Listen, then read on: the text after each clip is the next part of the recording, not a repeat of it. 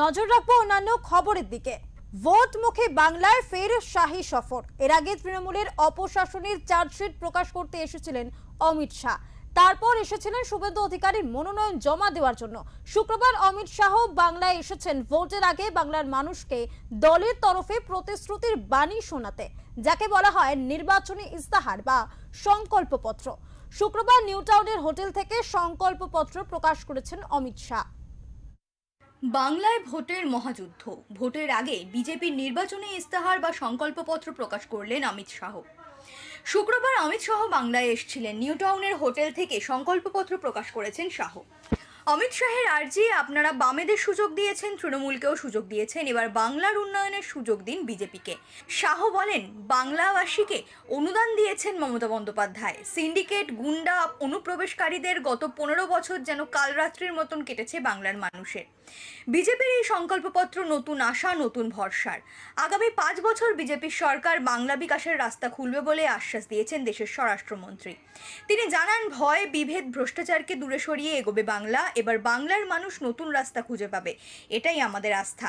সোনার বাংলা গড়বে বিজেপি। পাশাপাশি অনুপ্রবেশকারীদের বিরুদ্ধে জিরো টলারেন্স নীতির কথা উল্লেখ করেছেন শাহ। निश्चित रूप से पूर्ण बहुमत के साथ इस बार सरकार बनने जा रही है और मैं बंगाल की जनता को अपील करना चाहता हूं, किसी से भी मत डरिए। डर तभी जाएगा जब परिवर्तन करेंगे। इस चुनाव में भयमुक्त होकर वोट करिए और परिवर्तन की शुरुआत करिए।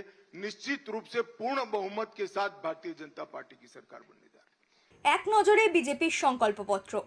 সরকারি ও পেনশনভোগীদের ডিএ নিশ্চিত করা হবে। আয়ুষ্মান ভারত সহ কেন্দ্রীয় সরকারের সমস্ত প্রকল্পের সুবিধা পাবেন বাংলাবাসী। মহিলাদের স্বাস্থ্য সুরক্ষা, ক্যান্সার রোধের বন্দোবস্ত করা হবে। ক্ষমতায় আসা 6 মাসের মধ্যে ইউনিফর্ম সিভিল কোড লাগু করা হবে। 3000 টাকা বেকার যুবকদের প্রতি মাসে দেওয়া হবে। প্রতিযোগিতামূলক পরীক্ষার প্রস্তুতিতে মাসে 15,000 টাকা দেওয়া হবে। কয়লা ও বালি পাচারকারীদের বিরুদ্ধে কঠোর ব্যবস্থা নেওয়া হবে। গরু পাচার রোধে বিশেষ বন্দোবস্ত করা হবে। ভোট পরবর্তী হিংসার শিকারদের পাশে দাঁড়াতে সুপ্রিম কোর্টের বিচারপতিদের সাহায্যে আইনি ব্যবস্থা দেওয়া হবে। মহিলাদের নিরাপত্তা সুরক্ষিত করতে দুর্গা সুরক্ষা স্কোয়াড গড়া হবে।